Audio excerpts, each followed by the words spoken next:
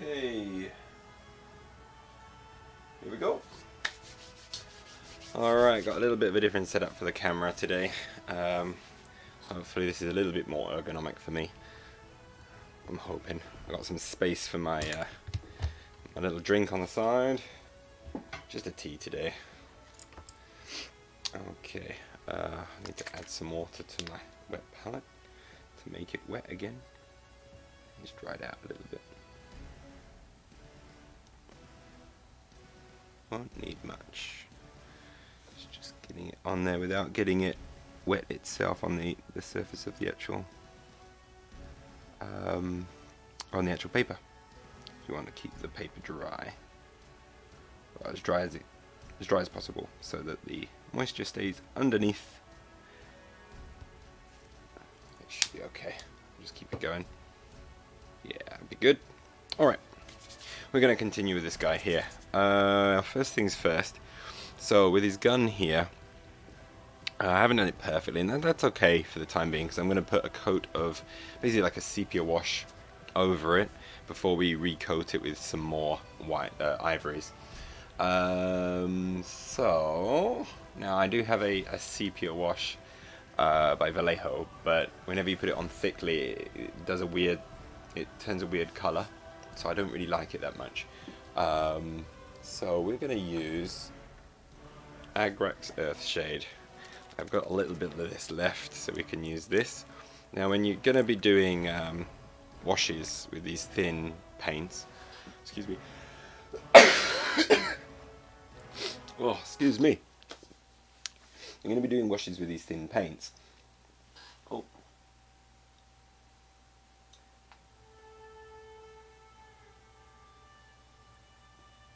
What was it? Oh, I've spent nothing in the Black Friday sales at the moment. I had a look at the Corvus Belli website. They are those Aristea actual physical walls and things like that. That is very tempting, but I'm going to be good, because the only way to get free shipping is to spend 200 euros, and there's not really 200 euros of stuff that I want. And if I don't, then shipping to Japan costs like 24 euros. So I'm not really saving anything doing the Black Friday thing with Corvus Belli. So I'm going to leave it, because tag raid will be enough for the time being. I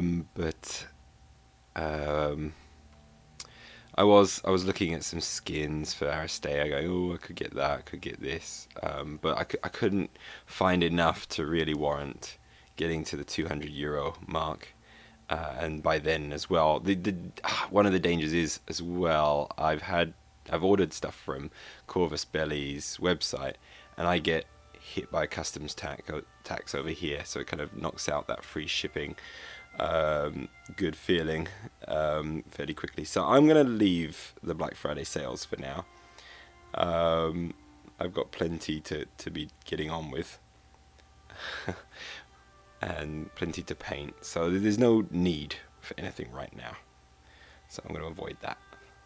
How about yourself? Have you been getting anything?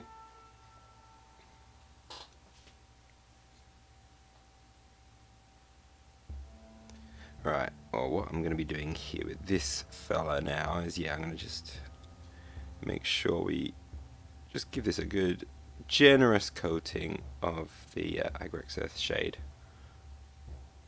just to get into all of those crevices, and we're going to leave them nice and thick on there, and then when we come back to paint it with the ivory, we'll kind of leave a lot of that in the cracks and crevices, and hopefully we'll get some depth on this thing. At least that's the aim. There we go. Alright, now while that one's drying, this takes a while to dry with washes, we're going to try and have a go at doing this dagger of his. Now I'm thinking of doing the blue steel type of effect.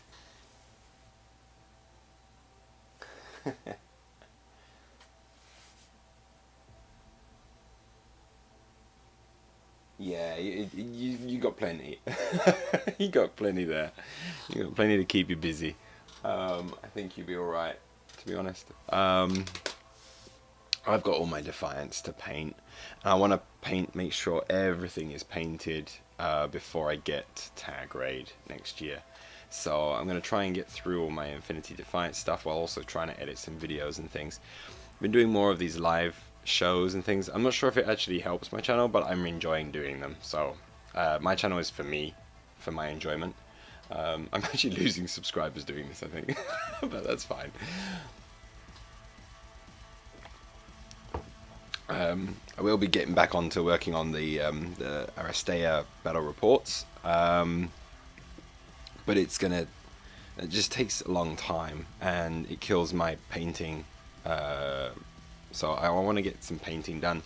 When I finish this guy as well, I'll do a video on painting this one. I think that would be nice because I quite like this process. It's been quite cool. Alright, let's do the blue steel stuff. What I need for this is I'm going to need the Cantor blue for the deeper shades of that. I'm gonna actually use White Scar as my highest point. The in-betweens are the turquoise. So I got Vallejo's blue green. This one's lovely. I love this color. It's absolutely spot on. So we're gonna have a go at doing this blade. Now you could go all the way to black, but I think that would be too dark. So we're just gonna go with the Cantor blue, lighten it up to the blue green, lighten that up to the White Scar white. So that's gonna be our range. So the way I like to paint NMM, there's some different ways. I know a lot of suggestions are to go with your midtones first and then you kind of do everything else. But I find going actually the darkest part first and then I slowly build up, because I can use a larger area for the for each progressive highlight, and then I can always improve the blend afterwards as well. So let's just pop down these 3 paints straight away and get it on the go. Alright, but yeah, let me know if the music is too loud or... oh god, this paint is an absolute pain. I swear, it just sucks.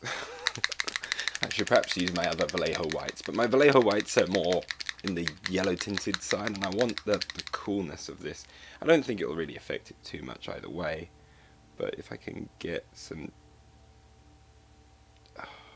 decent white out onto my palette. It's not really coming. Oh, there's a bit there, but it's not super. It's got a lot of the what's it called? Oh, it's gone out of my head. I've got some up here. What is it called? It's some of the medium. The medium seems to be coming out, but not the actual white, which is a pain. So it looks like it's congealed.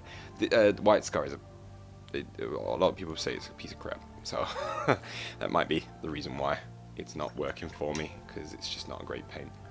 So I might switch to the Vallejo off-white that I have. So I'm going to have to pick up maybe some cool whites next time I'm in Osaka and I pass by Volks, where I buy my Vallejo paints. That'll be good. Right.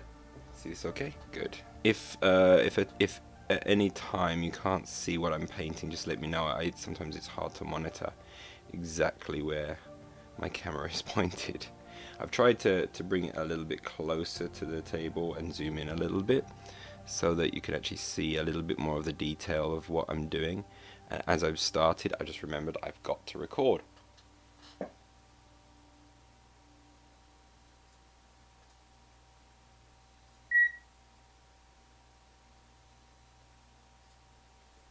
That wonderful loud beep was me recording.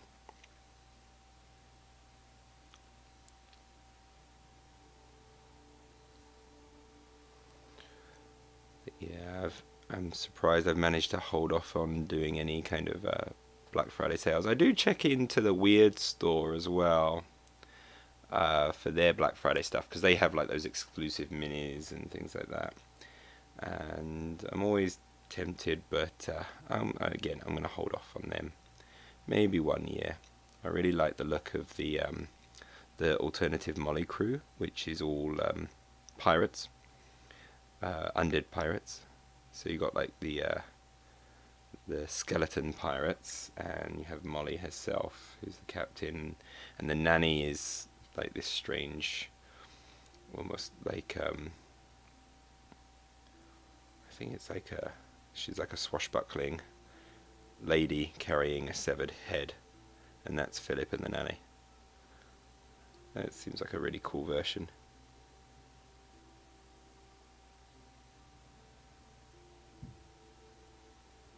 Probably can't see anything because this thing is so massive.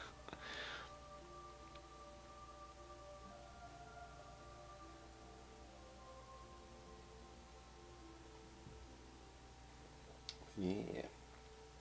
So, right now we just base this the blue that we need. Now I'm actually going to take it all the way across the whole of the blade. Is going to be this color. So there's a bit it's hold this the what's it, the Sù-jiàn is holding.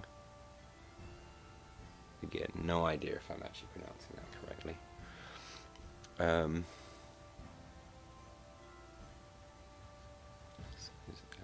I have no ability with Chinese, 0. My ability is only with conversational Japanese.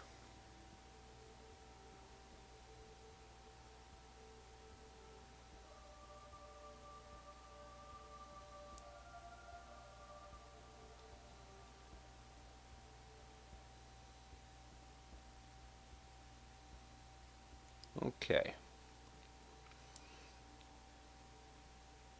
There we go. Okay, so we've marked out the blade, and so now we're gonna try and mark in some of the highlights. So we mix in a little bit of blue green with a little bit of Cantor blue. To be honest, probably a little bit more Cantor blue for some of that. Let's get it a bit darker in one area, and to be honest, maybe just watered down a little bit, just so we can flow it a little bit more, keep it a little bit thin. So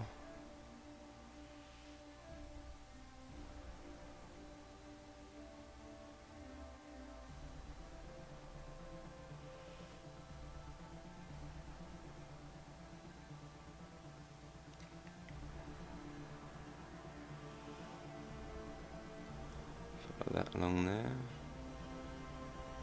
that along there.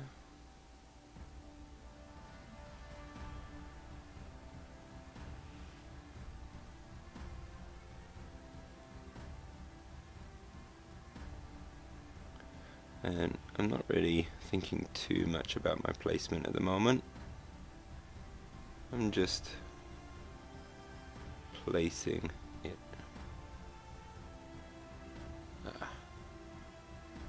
in the areas I don't want, it seems. We can always recorrect how our shine, our look is going to change by just going over again. It's not a big deal, but we want to draw it towards where we want the light.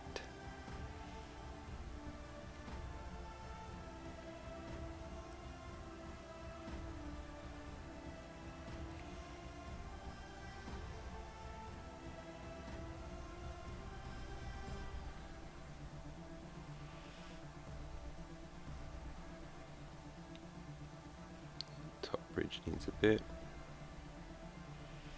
There needs a little bit. I'm not really sure about my placement here, but we're going to just have a go with it and see how it goes.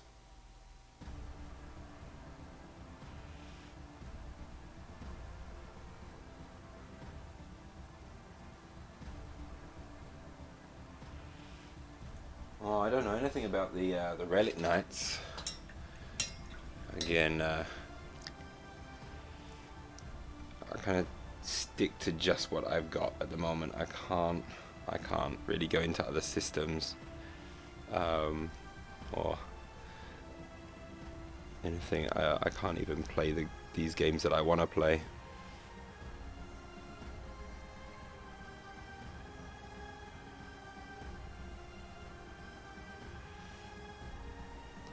So right now I'm just trying to pull the paint in the directions that I want, and I pull it into the center of the glow.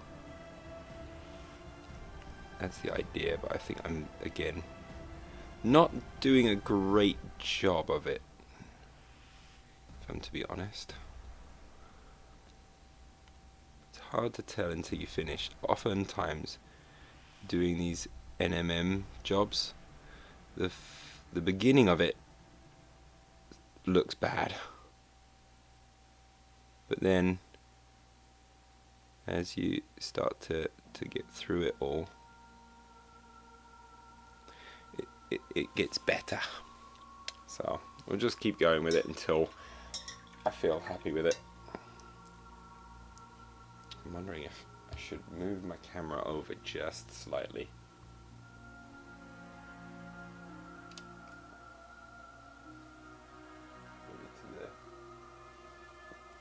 So that you just see a bit more of my model. Okay, so now let's see if we can actually use some of this white.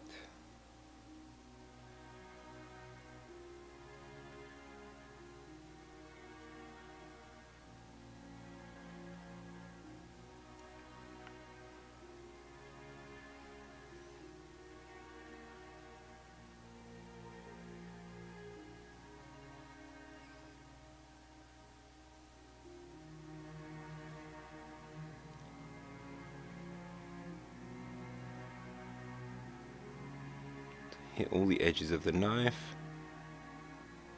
That's where light's going to reflect the most.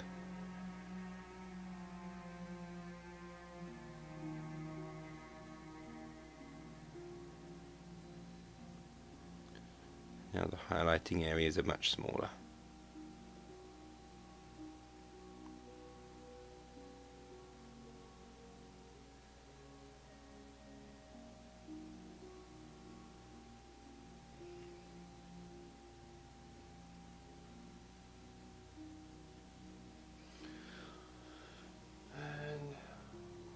You can start to see an effect coming from it.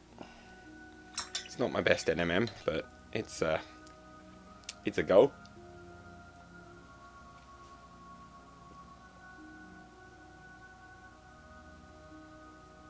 So we just go a little bit lighter again.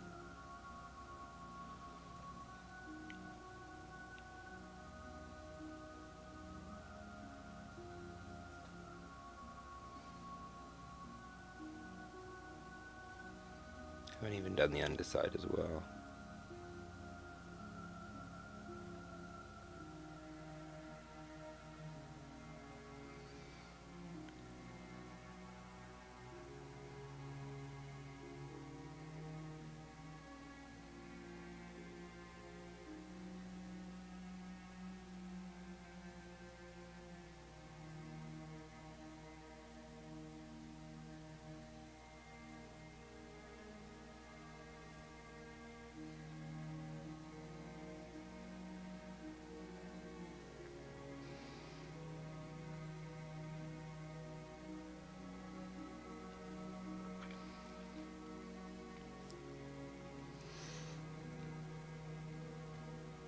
Right, let's go as light as we can go. Almost as light as we can go. Basically the white.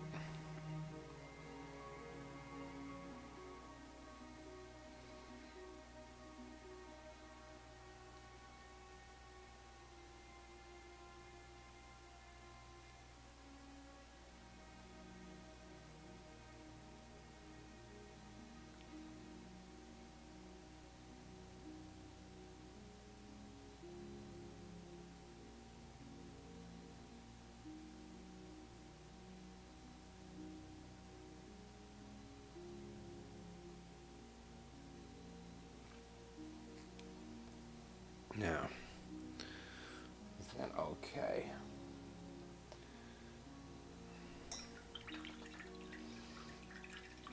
I'm fairly happy with it. It's not perfect, but it's not bad.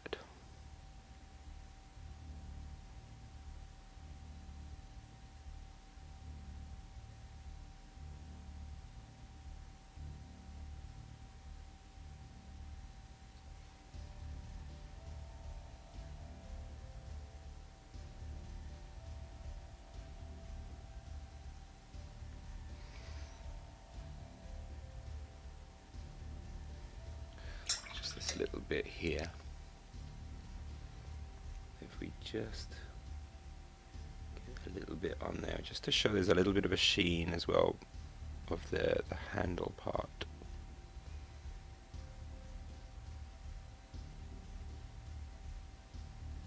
Shouldn't be much, just a little bit, just to catch the light on there. That should be okay.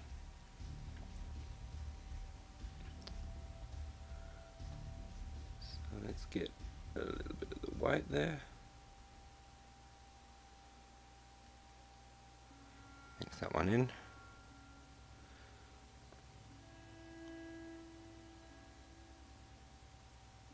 And there we go. It's just a small bit, but it just helps sell it that there's some of that sheen on there as well. Okay.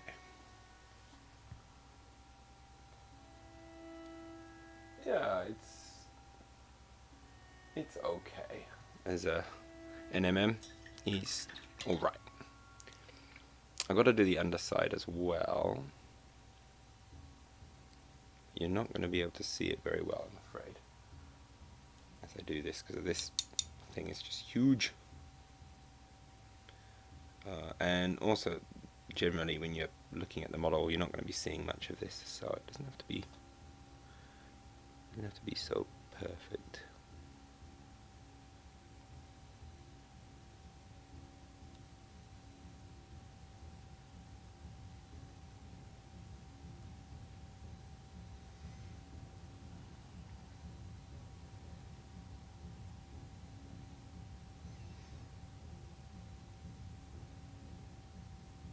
I'm doing some weird finger gymnastics on the model. What I don't want to do is ruin the top I've just done, which is always a possibility.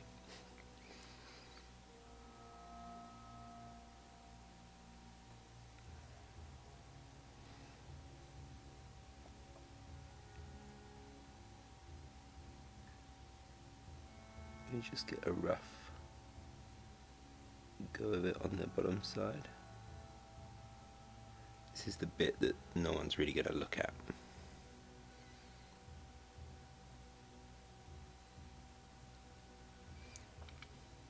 So you can save yourself some time by just doing a rough job on the bottom. Unless you're doing like an actual showpiece. You don't want to spend too long.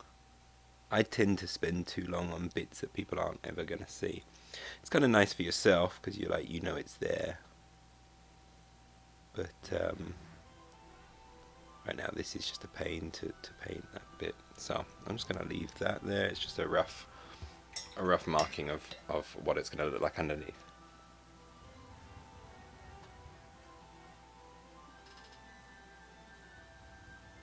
Yeah, contrast is important. You need that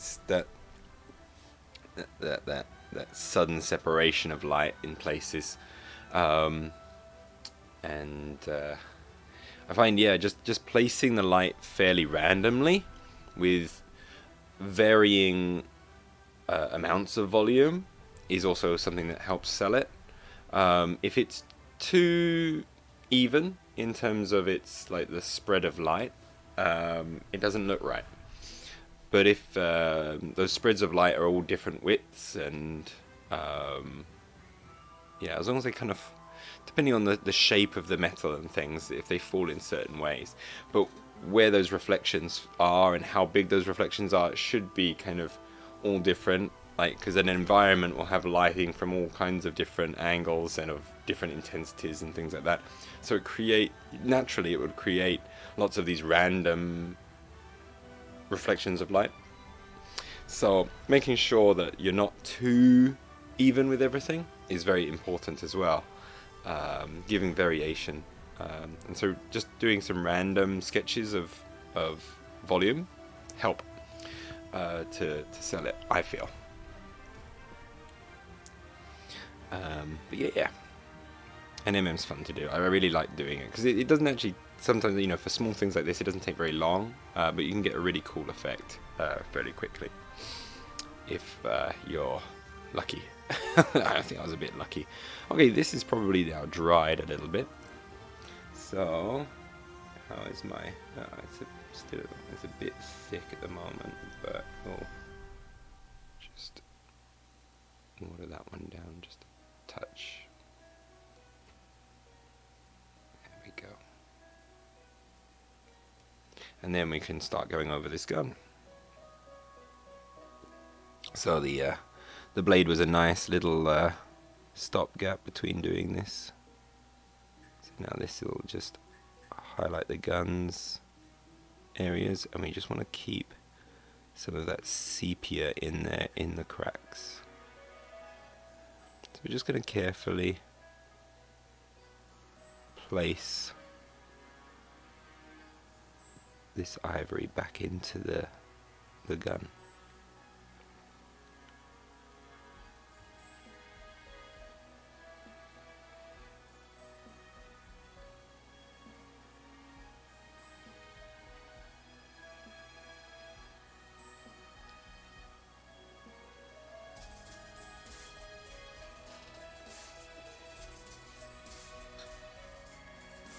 I feel like this camera position is probably better than what I've had before. I think you can actually see more.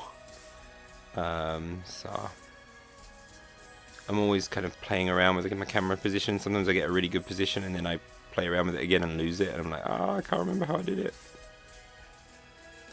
Sometimes my head gets in the way, or I find my model falls out of shot all the time, and so it's constantly tweaking to find that sweet spot. And I'm hoping I'm getting closer and closer to that sweet spot where I can just go, okay, this is the way I'm going to do it.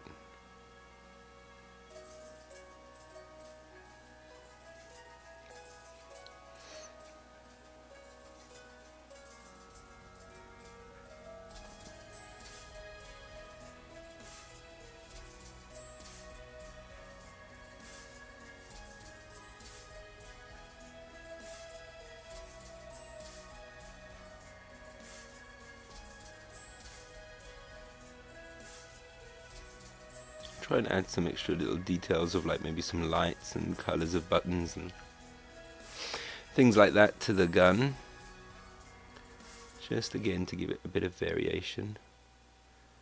Definitely want to keep all of that sepia in the recesses there. Sometimes I go a bit too heavy and I accidentally fill those recesses with the ivory or something like that, and you lose that contrast, you lose that definition. I think, yeah, this my other models are a good example of this, where I haven't thinned my paints enough, or just haven't been careful enough with the placement of my brush. The thing of this ivory as well, it tends to split your brushes a bit because it's thick, and when it dries, it just pulls your brush apart a little bit. So I'm definitely gonna have to clean my brushes after this.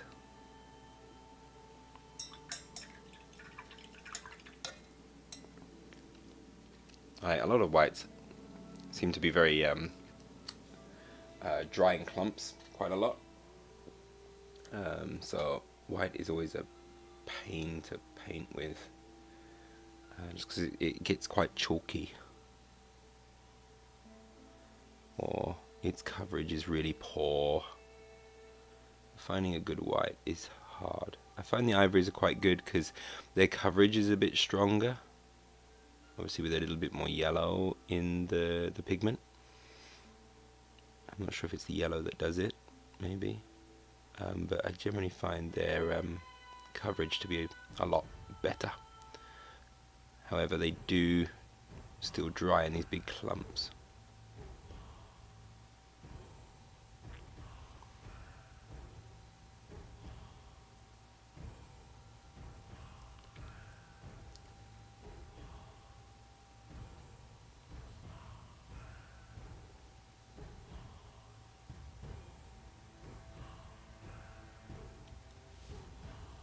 Okay, kind of gives an image of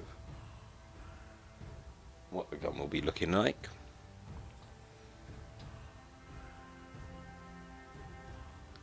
Have to perhaps edge highlight some bits in a brighter white, perhaps.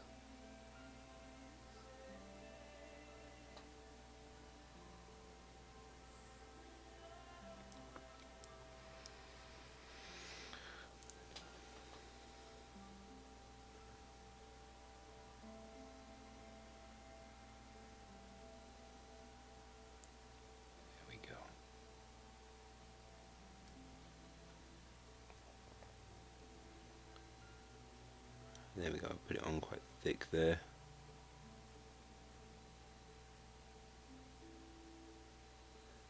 May end up regretting that.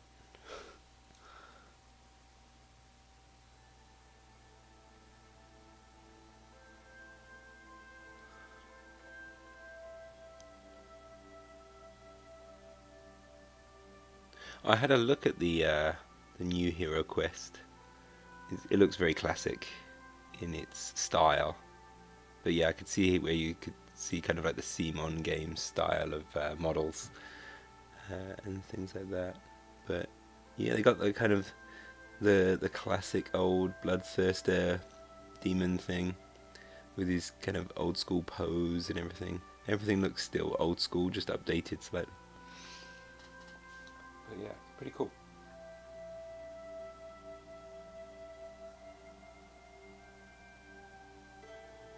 Okay. Yeah, yeah, getting those model air paints and things in game air, they can be pretty good actually for just painting. But yeah, definitely. What do I like? I like using is it Ultron Grey? Rust Grey. I like using Rust Grey a lot to get the cool greys, the cool whites, where they've got a little bit of blue tint in them. Rust Grey for me is perfect. I used it a lot for like Qian Gao with his shoulder pads, which are in white. Using that with a beautiful blue grey.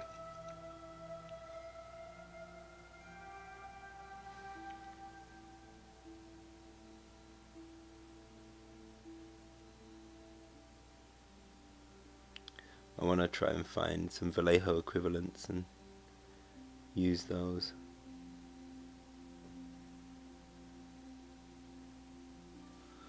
Okay. Alright, that's that part of the gun done.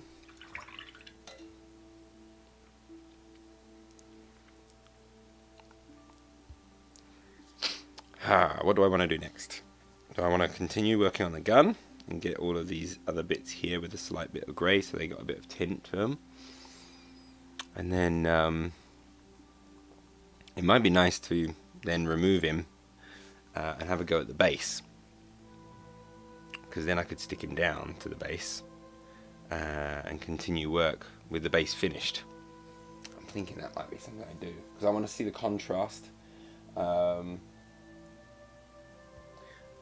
want to see the contrast of having the base painted against the model, because the base will be a lot darker and hopefully help the model just pop some more. At the moment everything is green, so it just blends all in. And it's hard to see, have I done too much green or not? I think there is too much green, but I want to see if it's way too much green or I just need to tone it back a little bit in places. So, yeah. Now, the question is my grey Still okay. No, my grey's not okay. So I'm gonna have to do grey again. So yeah, let's just jump into the base. And we'll remove him from here and start painting up the base a bit. Really don't like handling this, but oh well. There we go. I don't know. There we go. Wait. You go and stand over there. Stands up on his own. Fantastic. Okay, let's paint this base and remove some of this orange putty goop. That didn't really hold him in place anyway.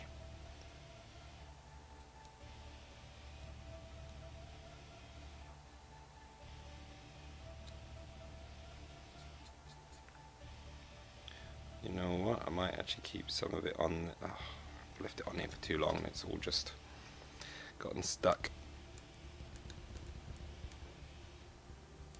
That's annoying. Oh well, I'll just paint over it. Come on. Normally, things like blue tack and stuff, you just rub another bit of blue tack on it and it pulls it off, but this one's properly stuck in. Oh well. Might have a tool to help me just dig some of that out. There we go. Just a little bit. That'll be enough. Okay, right, let's paint this thing black. I think I'm going to need some new black. Let's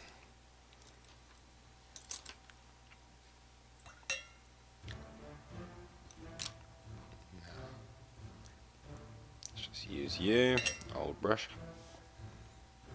Oh, we've still got some black here, so let's try and use this. Don't mind it ruining this brush. This brush is already ruined and it's just good for base coating. So we're just going to throw this down. I'm going to do this all hand painted. No airbrush on this one. We'll just see how it turns out. A bit of dry brushing, adding some kind of dirt colours and things, a bit like the rust that I was talking to you about before. Let's see if that helps. There we go.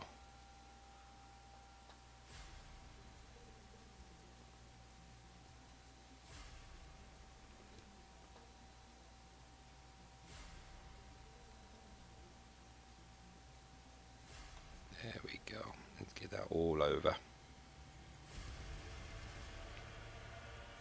Then once this is all painted up, I can stick him to his base finally. And that'll be lovely. So I was wondering about, do I airbrush the base at all or anything? Nah, let's just keep it simple and dry brush. See how it turns out.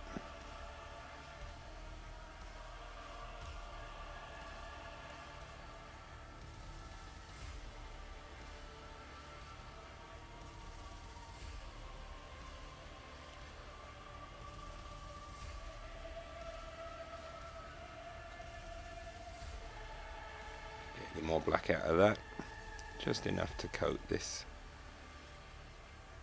May need a bit more of a coat just to make sure no green is seeping through.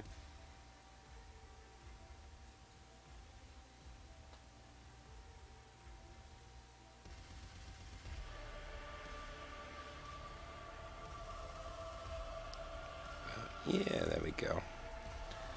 Got that all nicely blacked up.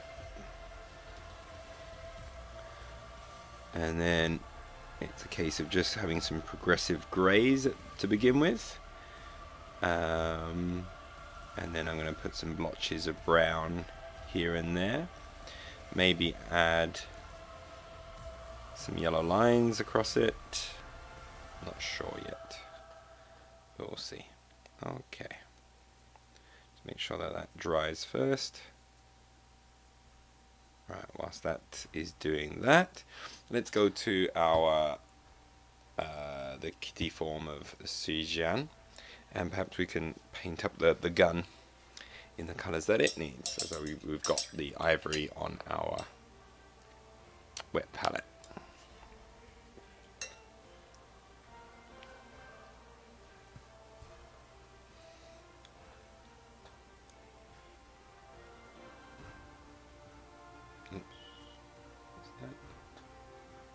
I believe it is, yeah.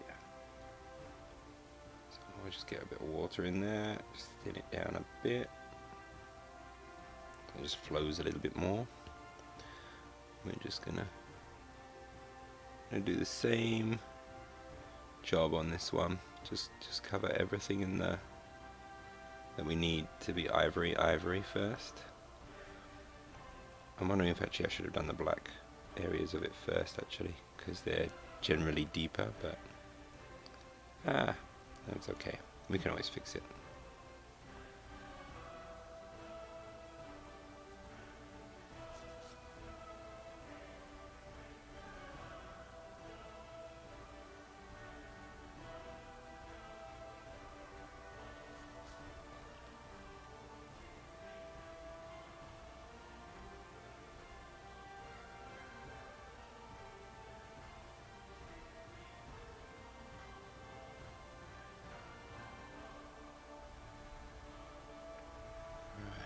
Go.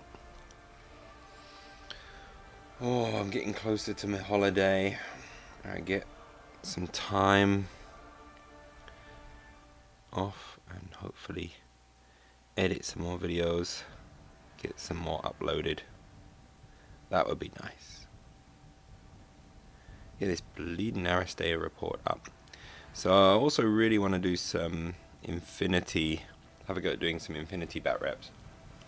I've now got a gimbal, which is actually connected up here to hold this camera in a nice position. That will help me with taking shots across a battlefield without getting all the shaky cam everywhere. I might be able to actually do some smooth shots, which would be nice.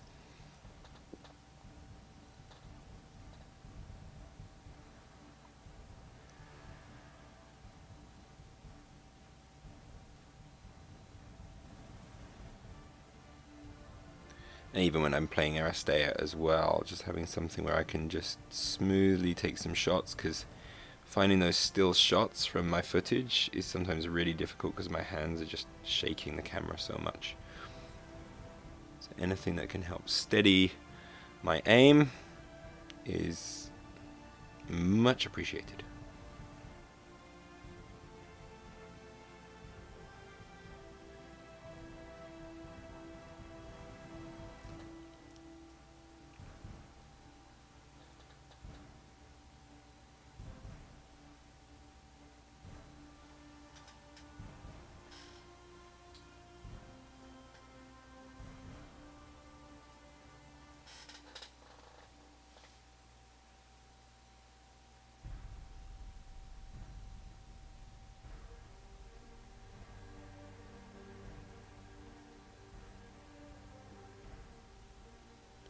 Gonna be a slow painter at the moment.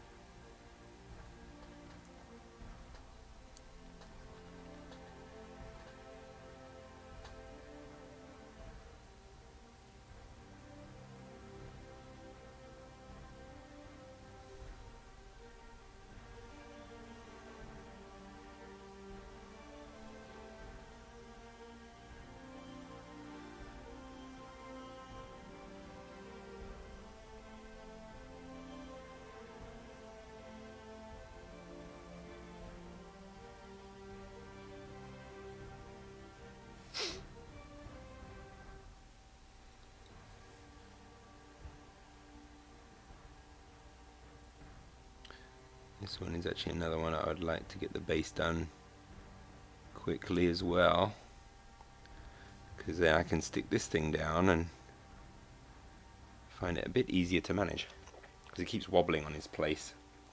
And as I feel him shifting over, it's like, this is a pain to paint. If he shifts too much, I'm going to make mistakes.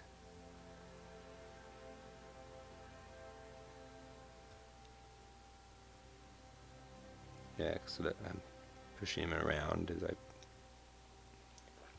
as as I place my brush, which isn't great. You want it to stay in place as you do the brush work, so you have some resistance against your brush properly. If it doesn't resist properly, it's a pain. So I do want to stick these guys to their bases, make it easier for me to paint them.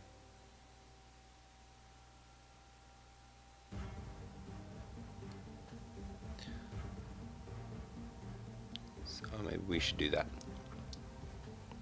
Yeah, let's do that, because then I can actually get both of these done at the same time, which would be preferable.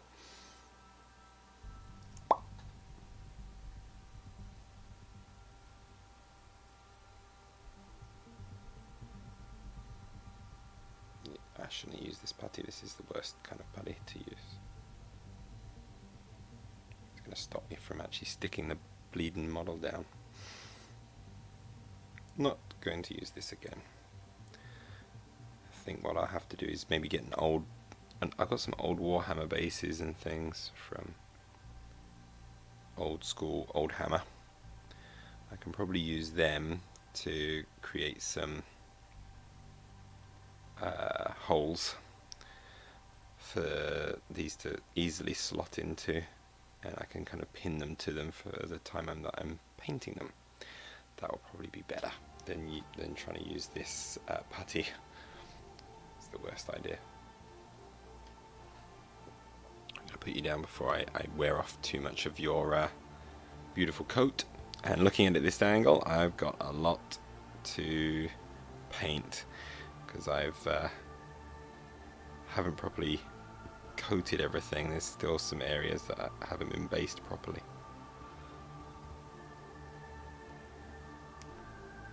Again, where's my little tool?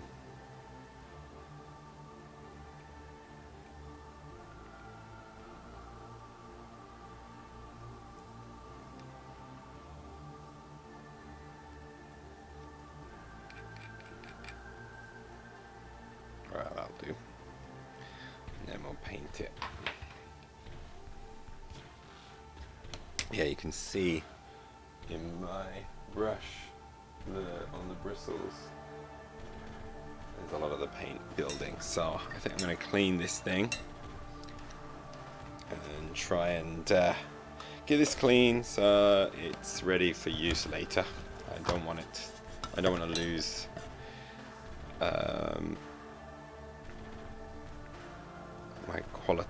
the quality of these brushes. If they get reduced too much, then I have to get some more. It's always a pain having to wait for the delivery of them.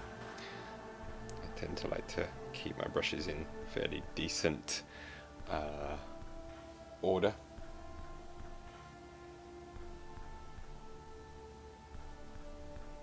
Just gently rubbing to help remove some of the pigments. God, they're really in there.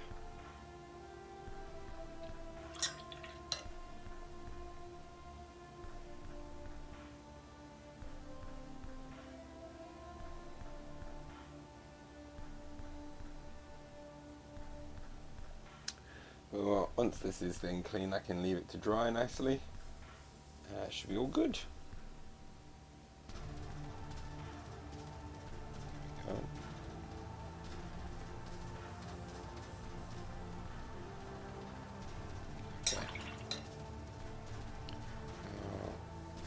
Just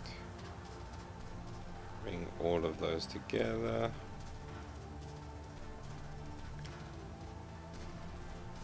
Into a point, and I'm going to leave it to dry. And preferably you leave it to dry this way, so gravity helps with pulling anything that's caught in the ferrule down, rather than everything drying into the ferrule. That's the theory anyway.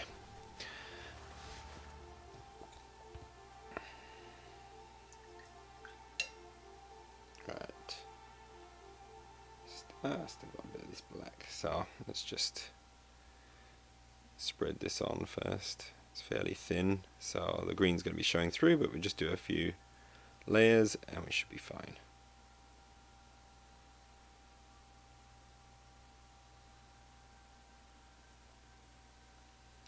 Waste not, want not, as I was always brought up to do or to believe. So try not to waste anything. I got black on my palette, even if it's thin, too thin, I'm still going to try and use it. Especially for a base. I mean, base is not so bad.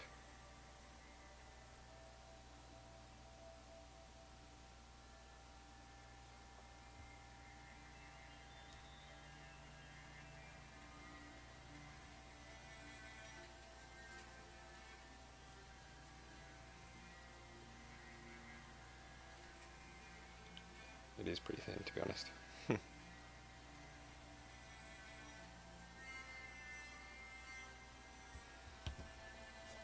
Alright. See if you need a bit of a coat.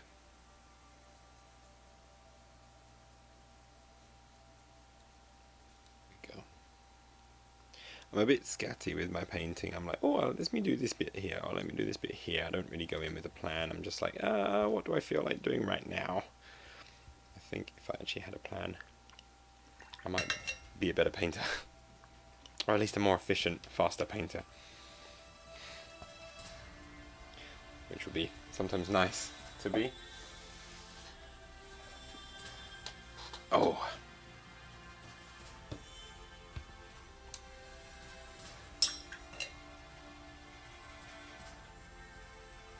I put too much water in, didn't I? Way too much. It's a kind of cool effect with the green though. But not really what we want. Okay, I'm going to have to let that dry a little bit. You should just lie there and be safe, please. Right, well what we can do whilst that one dries, this one is pretty much dry, that's good. Right, let's do some dry brushing then. This is a little bit of fun. So, let's see, I got a bit of old kitchen roll here. So this is what we're going to use to help us. And what I often use for dry brushing things like scenery and stuff like that is I use a, where is it? Damn it. Don't know where I put it. Is I have a, well, I guess we can use just some of that, but I had a makeup brush as well, and I would use the makeup brush to help with paintings. Ooh, I might have to move this camera a little bit. Are you in there? Doesn't look like it. Don't think you're in there either. Damn it. Where did I put you?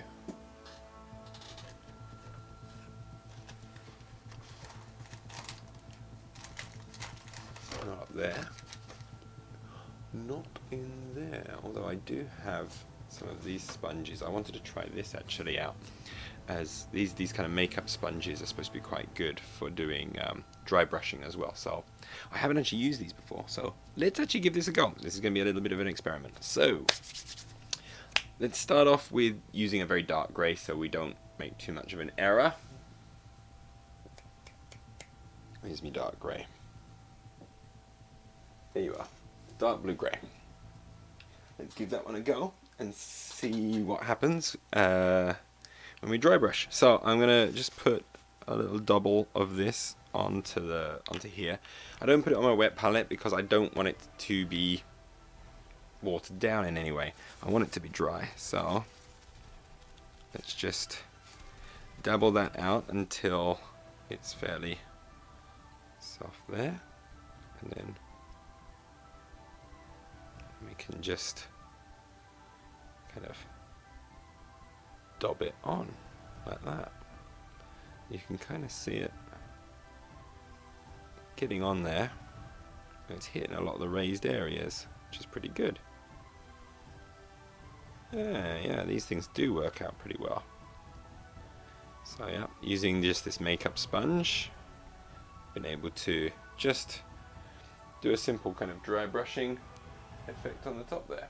Okay, so that's the first bit there, and that's pretty much done on that one.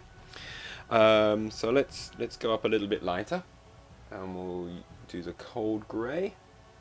Just over here. Come here.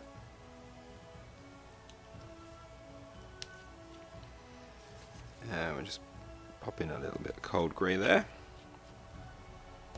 Again, not much is needed.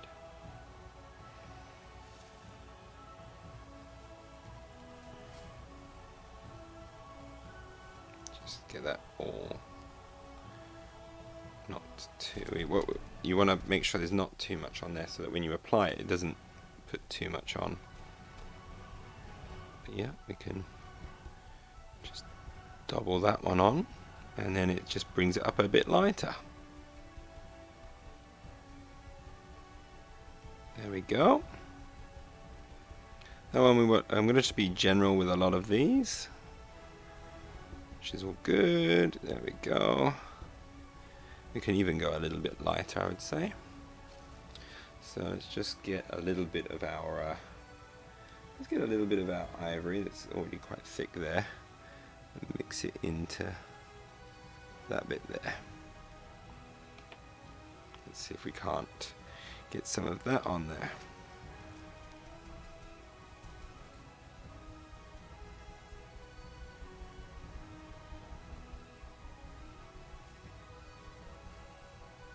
Try and avoid hitting it on the table because it's going to shake the camera so much.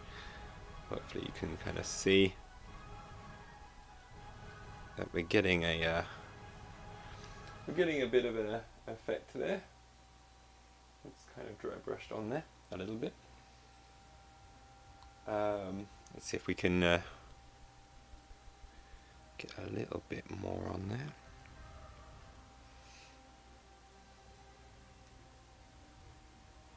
So yeah, I'm gonna just go crazy with... Oh shoot, I just stuck it in the dark grey, didn't I? Balls.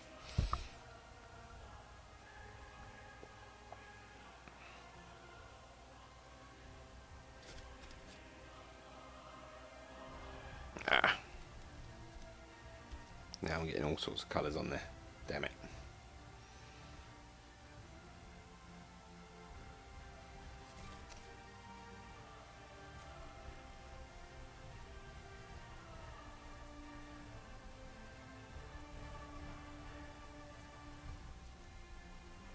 Okay, so let's try and differentiate this with a few other bits of colours. I actually have some brown over there, but it's really dried, so it's not really creating an effect at all.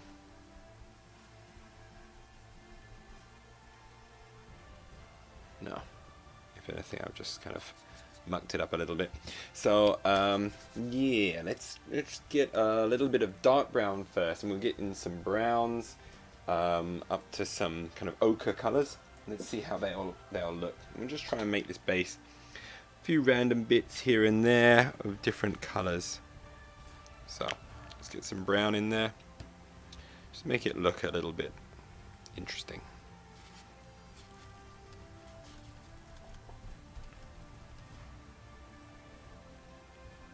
There we go. So just get like some of those cracks there. Just build that up a little bit. There we go. Maybe over here. There we go. And a little bit here.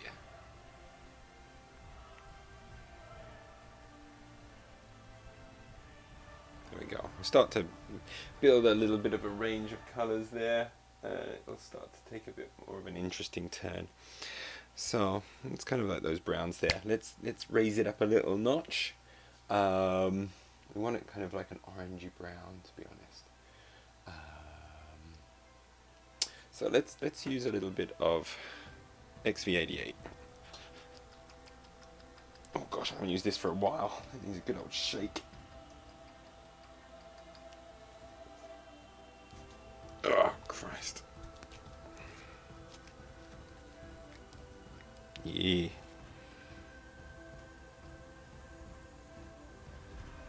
Yeah, it really does need a bit of a shake. It's all separated a bit here and there. Okay, we don't need much again, so let's just put a little bit on there, see how that goes.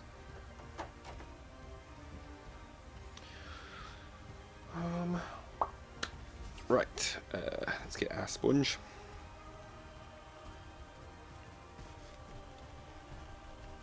Dabble that out a bit, and let's just hit those areas again. It's just helping give a little bit more color and texture to the whole base. And we're just pulling out some of those nice edges on the mold. There we go. Okay. Oh, it's starting to look like something. Like something, I guess. I don't really know what. What other colours could we play around with? Let's just have fun with this. Yeah, I don't want it to pop too much, but let's use. I'll avoid green because we've got green now model so much already. So.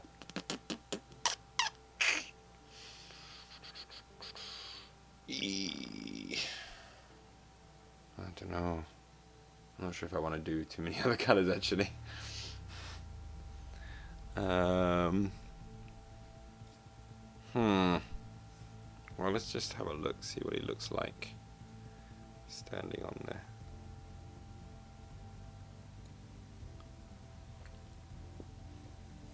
I like the idea of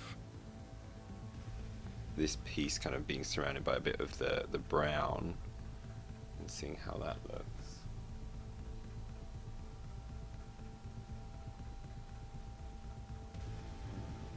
Yeah, so let's bleed that brown out a little bit more. I think we can do a bit more with that brown. Ugh. So let's get a bit of the old brown on there.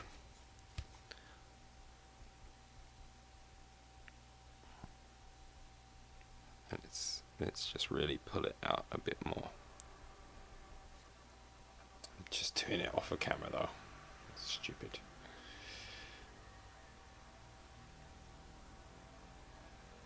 There we go. I think that would be enough. Quite like the browns on there. And then finally let's get the last of that, the XV88. Spread that on there. I'm wondering if I get like just a touch of orange and see if we can just take some of it and go a little bit brighter. Just a touch.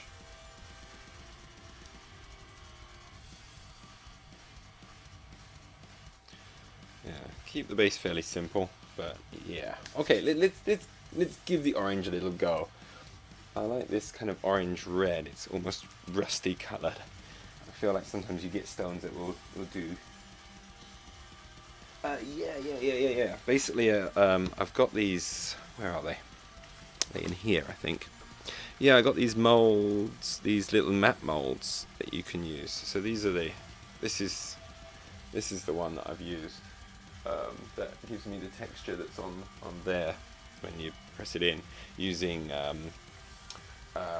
epoxy putty. All my JSA use this one here to kind of give them a grilled texture. They turn out looking like. Ooh, let's borrow you. looking like this guy here. So yeah, having that kind of a base, which I quite like. This is one of my favourite models that I painted. I really like this guy. I remember first approaching him being really scared of how I was going to paint him, but I was really happy with how it turned out. Like, that for me was like a big step forward in learning a lot. Alright, let's try that.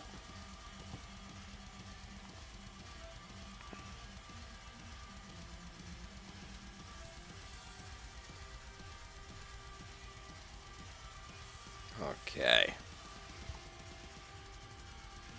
I don't want to do too much, just want to have it kind of pop a bit.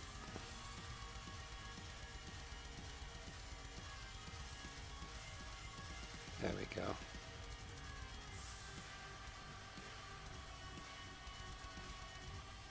See around there. Okay. You know what? I'm gonna stick with the base looking like this. We'll just try this out. Okay, sticking with it. Let's go for it. Let's just do that.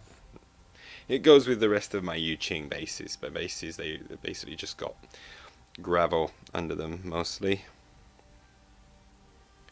So then that will go on there like that, and I can try and paint up the rest.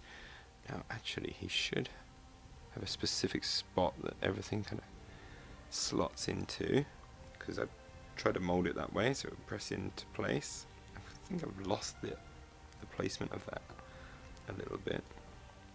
Oh well, there. Let's just stick him in there, and then base is basically done. We can just work on the rest of the model. Maybe even add a little bit of this this kind of weathering a little bit into the model itself. That's what I wanted to do. I wanted to add some weathering to this guy. That's something.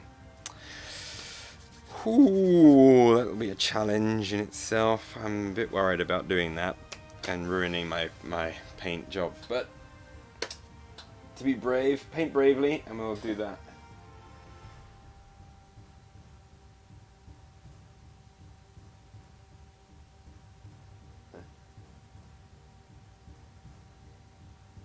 Yeah, I think I might do a kind of like an army on parade type of deal with all my infinity that I've painted up so far, and kind of look at the progress of my painting with infinity, and kind of show off all of those things a little bit, just to show where they're all at.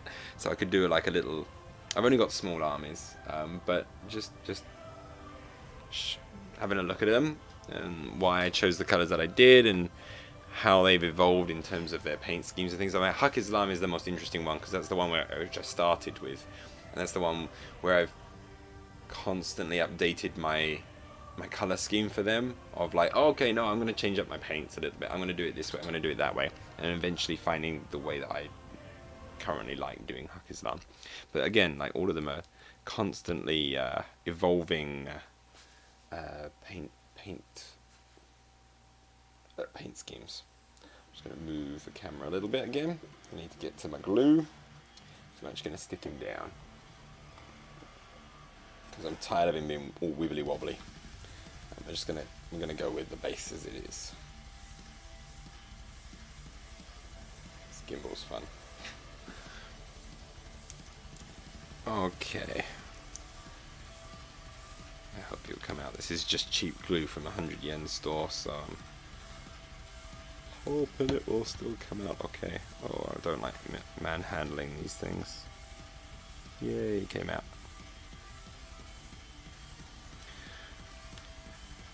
Right.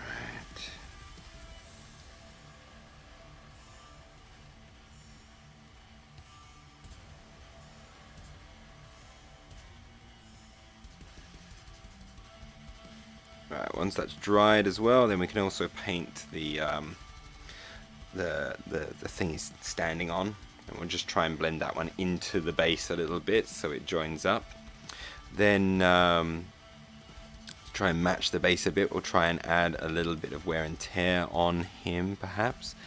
Some little markings of where perhaps the paint job has scratched is what I'm wondering about doing, and maybe a little bit around the feet and possibly around the hands, where you can see a little bit of the general dirt that we have everywhere, just building up on him. So those browns to oranges, just again doing a little bit of dry brushing around those areas, like where he's going to be running on his hands, or from the kind of the kitty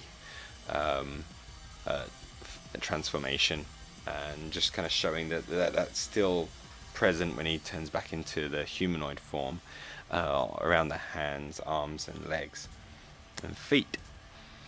Hopefully that will look kind of cool, because one of the things I tend to do is if I have a paint style or a paint technique, I kind of stick with that one technique for the whole model. But I'm gonna try and mix and match some techniques together to try and make a better effect. At least that's the goal. We'll see if that actually turns out to be true. Okay, whilst we wait for that,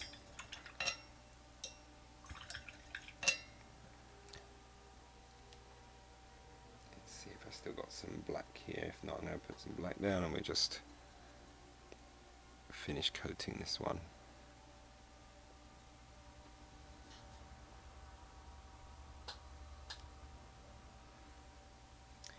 Yeah, I've still got some. Well, I've still got the for my JSA. I've still got the what's it? The HVT.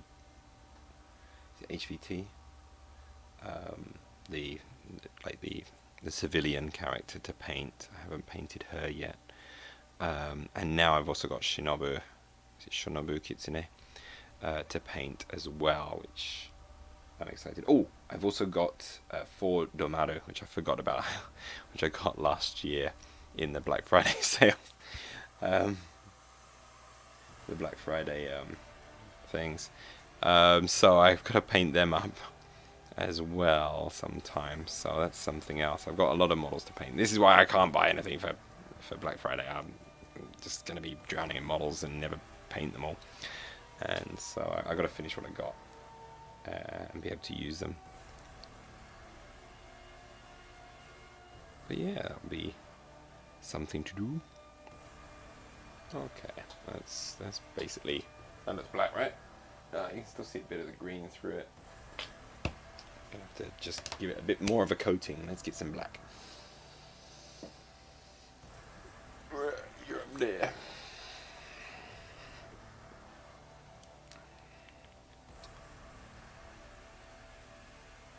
The other day I was doing a little bit of my painting and I decided I'm not going to stream, I'm just going to watch a movie as I paint. I started watching Big Trouble in Little China because I'm doing Yu Ching. It's a great movie.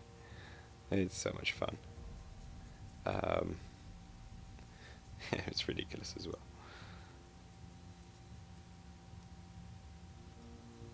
I love how it's kind of Kurt Russell doing his kind of doing Snake Plissken, but incompetent, not quite there yet hero, with the same kind of confidence, a bit more, I don't know, yeah, it's very similar, but just incompetent.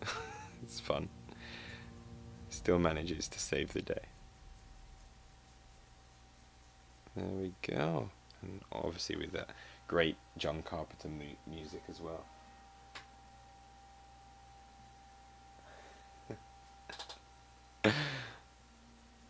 You leave Jack Burton alone. It's so funny. It's so funny. Absolutely great movie. I love a lot of those old John Carpenter classics. Obviously, I think The Thing is his best movie. Absolutely phenomenal movie. But there's a lot of fun movies as well. Obviously, one of them being Big Trouble in Little China. I really enjoyed They Live as well. Just, that was ridiculous. But it was fun. Um, yeah, some good ones.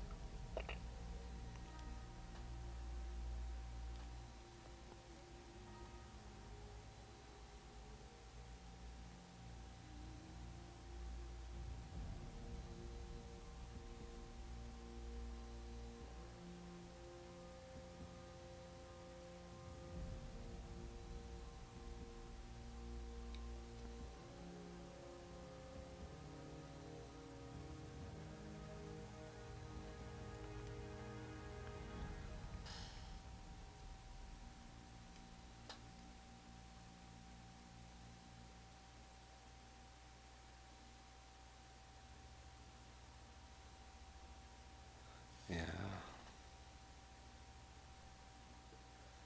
Oh, it's been a long week. Finally hitting the weekend, which is always great.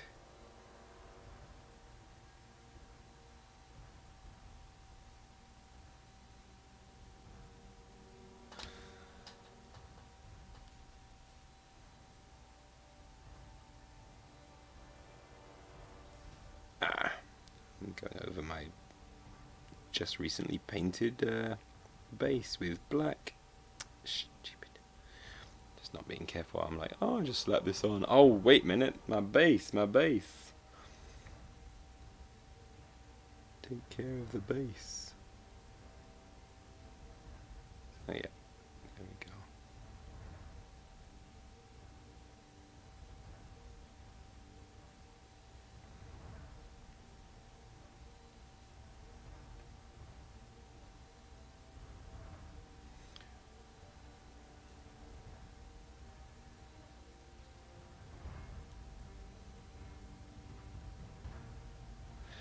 There we go.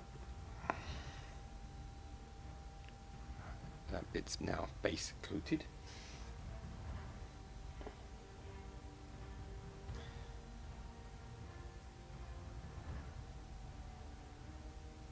Oh, cool. Yeah, that would be pretty cool.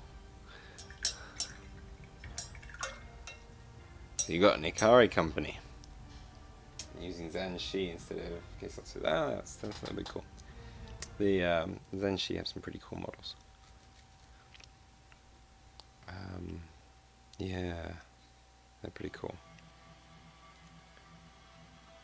I just love the Jing model design is just out of this world. It's fantastic. And I love the fact as well. I always enjoy watching the Corvus Belli videos, and how and the fact that what's it? Bostria is a big Jing fan, and I'm always feeling like, yeah, get on. All right, I'm not feeling confident to actually kind of do much more tonight. I'm a bit burnt out from the week, so I may just have to kind of like call it a night tonight, because I'm not making great progress at the moment. I'm just rambling a bit, but it's always so nice to come on and be able to chat with someone, so thank you so much every time. Yeah, it's really cool. Alright, I'll just use up this black, and then I think I'm going to call it a night. I guess I should actually, just before I call it a night, I should try and do this other base, get that done, and stick this other model down. That's probably a good idea. Yeah, let's get this done. So, saying that, I think probably, yeah, that's all dried up, so I'm going to have to reapply all of that. Great. I got my cold grey there. Put the black back. Don't need you. There you are. So we'll pop you down first.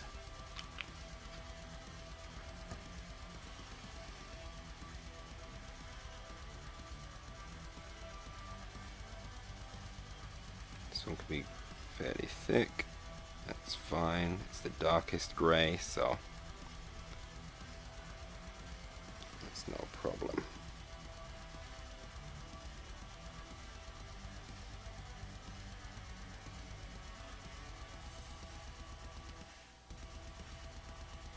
There we go. Nice and simple. There we go. Thank you. You too. Yeah, so let's just get this bit finished and then we'll be solid. Next is the cold grey. So you just pop that down onto the paper. Get our makeup sponge. Get a touch of cold grey on there. Spread it out a bit. And let's dab away.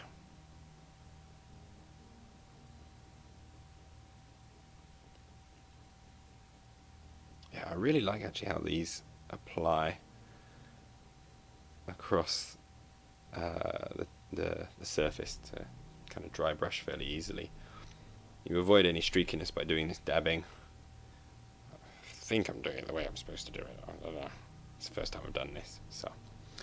But yeah, it's come out okay. Looks fairly even. Looks better with my eyes than it does on the camera. On the camera it looks pretty crap, to be honest. But yeah, we should be alright. Okay, we got that one on there. Before I did do a touch of ivory, but I don't think I need it actually. This is actually looking lighter than the other one. So now we need the dark brown. Here we go.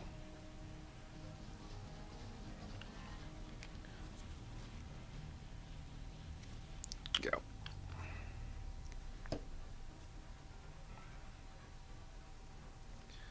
So let's get a touch of that.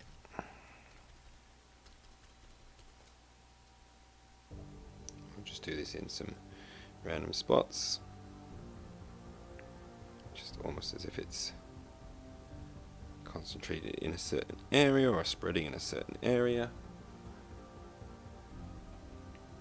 And let's get it just a little bit over here as well.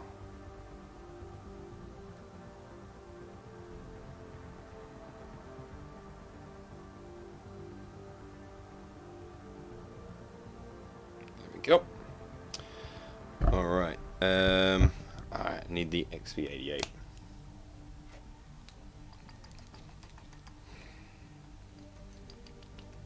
Oh, crikey. I feel like I might need one of those vortex mixers just to keep my arms from getting so tired just shaking bloody dropper bottles.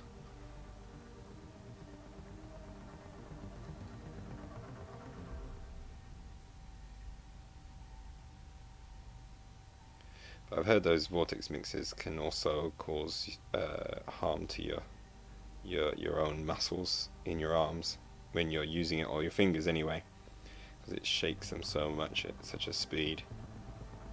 It's not good for your hands.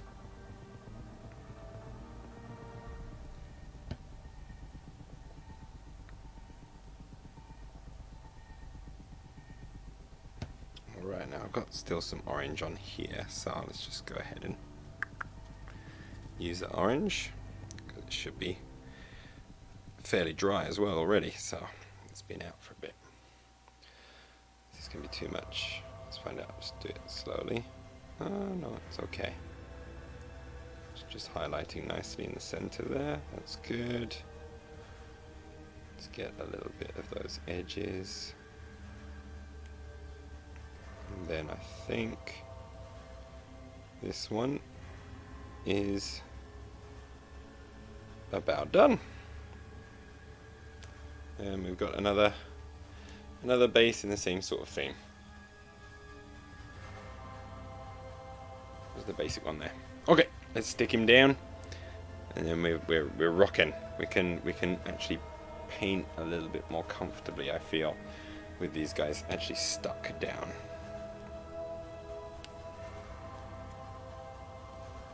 And then I'm going to call it a night.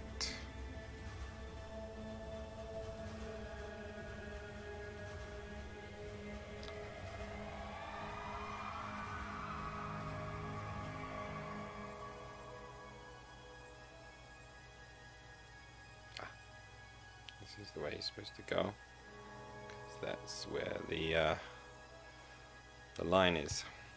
It's a bit wonky, to be honest, but c'est la vie. I guess it's not too bad. It looks centered from the top. And that's where I'm going to probably be looking at him mostly. But in terms of actually looking at him straight on, he looks a little bit off to the side, but that's alright. I'll leave them to dry, and that's that. Thank you very much for joining, and good night.